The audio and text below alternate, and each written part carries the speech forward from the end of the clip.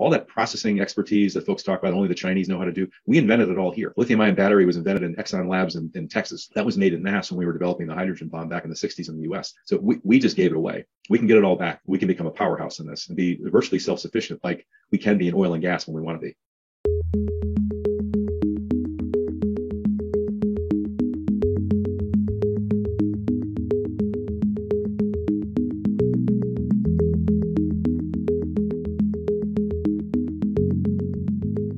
I've been wanting to do an update video on Lithium Americas for a little while now. Behind me, I'm going to go ahead and tell you this is not a Lithium Americas mining site. I thought it might make an interesting backdrop to film this video at one of the nearest mines to my house. The area where I live in Alabama has a lot of different mining quarries that are run by Vulcan Materials, and I believe the main product that they're mining is limestone. In the town where I grew up in Canada, the number one industry, the thing that started the town to begin with, was nickel mining. It's one of the largest nickel deposits in the world. And so I've lived near mines or in the vicinity of mines pretty much my entire life. In fact, my father worked for the nickel mines where I grew up. And so I think mines have a negative connotation, like they're bad for the environment, there's pollution, there's all kinds of negative effects to the environment and that kind of thing. They have that kind of reputation and connotation, but having lived in areas that have a lot of mining activity all around, I will say they're great for business. They help towns grow, they provide all kinds of jobs, and at the end of the day, we want the materials that these people are mining. And Lithium Americas is going to be part of that, even more so than a lot of the mines that already exist here in America. Society wants to move to all electric. Society wants electric batteries and electrification. Well, we're going to need lithium. And so it's going to be mined somewhere. And one of the things that Jonathan Evans, the CEO of Lithium Americas, points out, and a lot of other people in the industry will also echo, is who can do mining more responsibly than anyone else in the world? That would be us. If you're going to get your lithium from somewhere, wouldn't you rather that it's a mine that is built on American soil, that is built and controlled and policed by an American system that cares about the environment? So where do we stand today as far as Lithium Americas? Well, not much has changed as far as waiting to play the regulation game, and there's still that one final lawsuit that they are waiting to clear, hopefully next month in August. And then they hope to be able to begin production. And a lot of people believe that this is going to be a slam dunk. The federal government is on their side now. And one thing I've learned over the last couple months, watching videos and reading reports and stuff like that about Lithium Americas, it sounds like the barrier to entry to try to clog up the systems, to slow these people down, it seems like it's really not that hard. File a lawsuit, file appeals and stuff like that, object to them moving forward. And the time spans that these things have to play out are just crazy to me. And I'm going to share a few clips from a video that I watched recently that was filmed a few months ago, but was just posted this past week. And I'll put a link to it in the description below, but I'll warn you, it's a government hearing Zoom call. It's pretty dry, but it is informative, and it kind of gives you a tone of the people involved in Nevada's government and how they feel about Lithium Americas. And I'll tell you right now, it's very, very positive. There wasn't any indication from anyone on the call that they're not backing and supporting Lithium Americas moving forward. The majority of the call was spent discussing what could we do to make things better?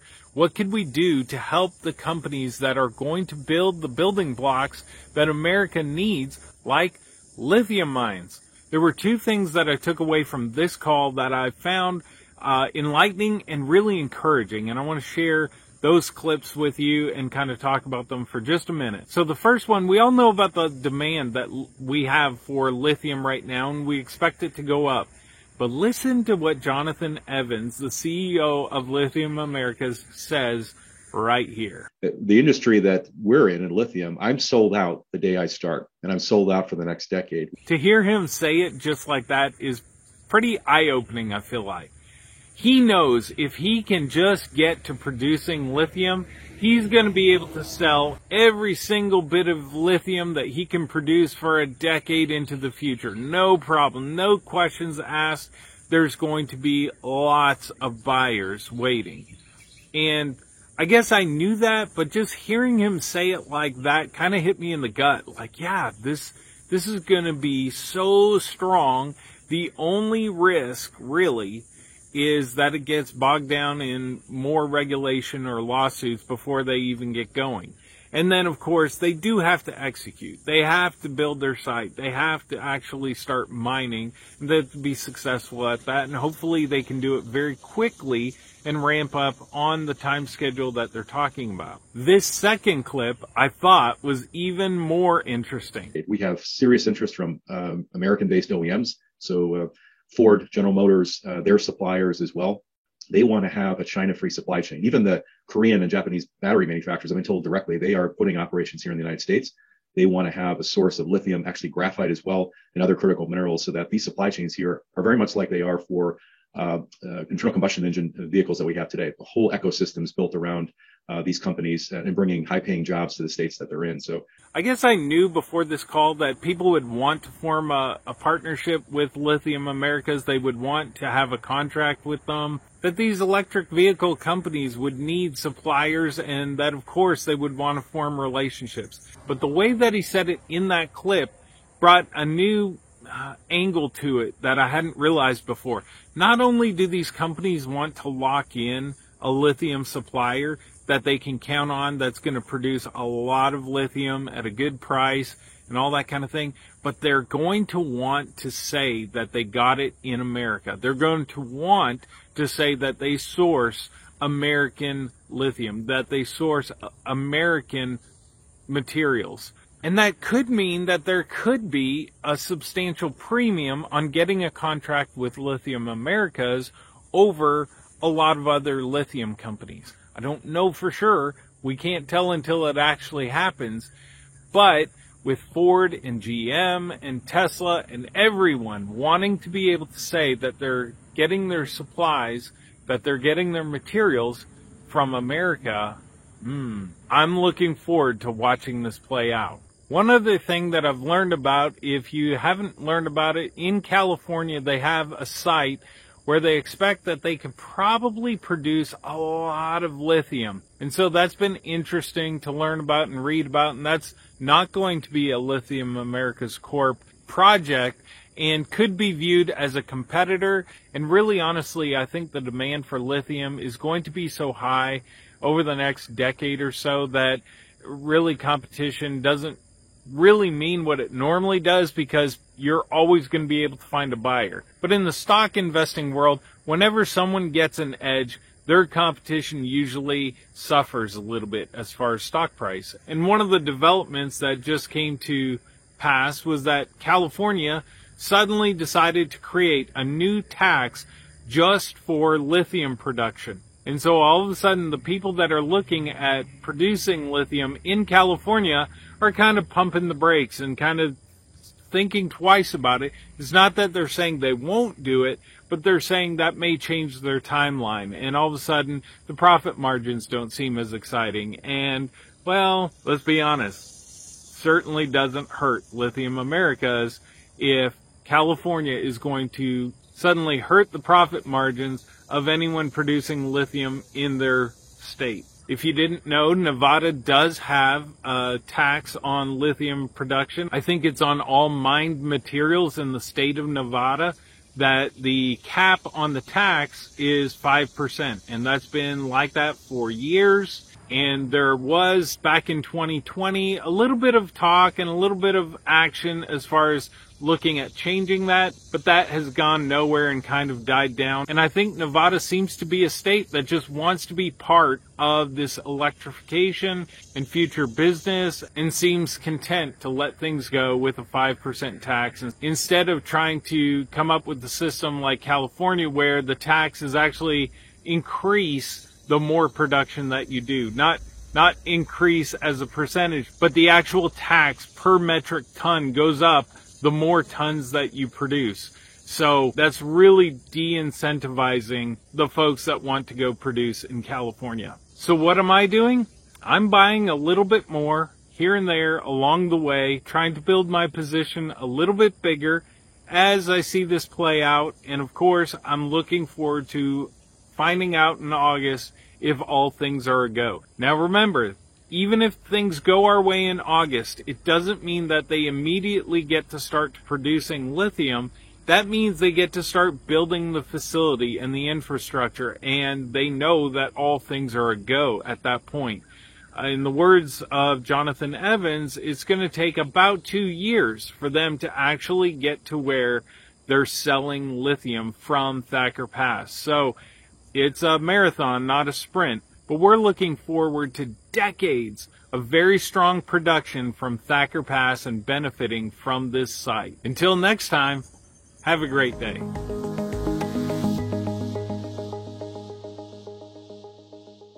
And until now, only 1%, get that number, 1% of what we need is mined domestically.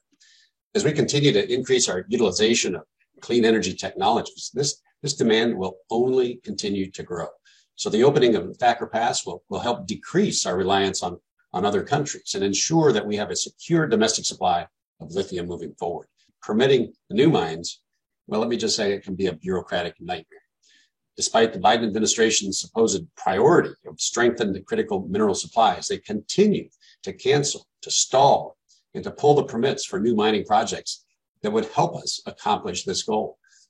We all know in the United States, we can mine the minerals we need more safely and more responsibly than anywhere in the world. And we should absolutely be celebrating these wins.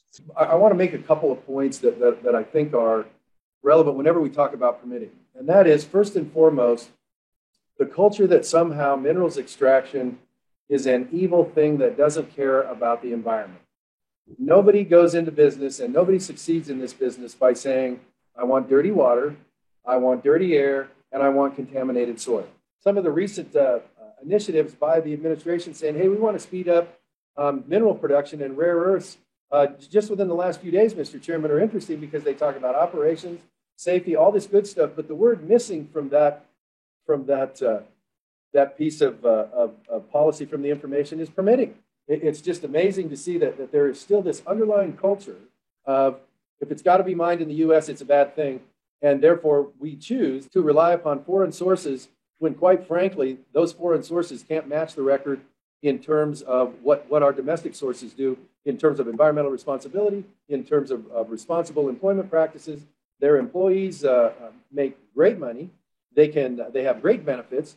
They aren't clogging up our criminal justice systems because they all get drug and alcohol tested as part of the safety program. And so you sit here and say, what the heck? Heck yeah, we want companies to do that sort of stuff. We're striving to be carbon neutral and are on our way to producing 45 megawatts of carbon-free power on site by capturing heat generated through our chemical reaction for our reagent plant. Additionally, our water use is low, equivalent to a few alfalfa pivots. Our air emissions are also low, on par with the emissions of a Ford Super Duty truck. Most notably, we're keeping our footprint low while producing, once at full scale, 80,000 tons of lithium carbonate per year. To put in that perspective, U.S. production of lithium minerals is around 4,000 or 5,000 tons a year today. There are areas where things are changing for the better. The Nevada BLM has continued limiting the pages of EIS. Ours was limited to 150 pages. We're pleased to see the continuation of sensible reforms by the Nevada BLM and hope these changes could be applied nationally. We believe the greater limitations can also be introduced when it comes to the appeals process. We fully respect the public's right to participate in our judicial system, but too often appeals are used to run the clock and burn through an applicant's resources. These delays serve as a disincentive to building projects in the United States, and is something that needs congressional attention. Tell us where you folks are at in terms of your permitting process. Obviously, with respect to Thacker Pass, I know you're most of the way down the road. You can't say mission accomplished yet, but then also what the possibilities are once BLM does their record of decision in terms of the litigation. If you could just kind of hit the high points, that'd be great. Sure. So we received our final state permits about 6 weeks ago. So that was a big milestone, and worked closely with the state regulators on that. And those were issued. Really, the only thing that remains is the appeal. And I hit on that in my testimony a little bit, that I think appeals need to be really brought promptly, like within a month or two of the record of decision. And as you know as well, we've had interveners that have tried to join. In one case, a group calling themselves a tribe that wasn't really a tribe, a colony to the north that tried to join a year later. And as the government has gone through, the federal court's gone through and through its discovery process, the confidential work that's been done with the tribal governments has come out, where you have 15 years of history in some cases. And in one of the areas, or one of the tribes that has been part of the appeal, specifically put a map out that they had no interest in the area during the last consultation that the government had done with them, even before this project. We'll be ready to get into early works construction in the second half of this year. And I'm happy to say, as of Friday as well, we started with the Department of Energy and the Loan Program Office in a pre-draft process. We were informed by Friday that they have given us now the go-ahead to formally apply. You have to be asked by the Department of Energy after they do their due diligence, and all that processing expertise that folks talk about, only the Chinese know how to do. We invented it all here. Lithium-ion battery was invented in Exxon Labs in Texas. And the lithium chemicals that we're dealing with and talking about here today, lithium hydroxide, you hear a lot about, that was made in Nass when we were developing the hydrogen bomb back in the 60s in the US. So we just gave it away. We can get it all back. We have better resources here than in China. And we have, between the US and actually Canada, our friendly neighbor in the north, we can become a powerhouse in this and be virtually self-sufficient, like we can be in oil and gas when we want to be.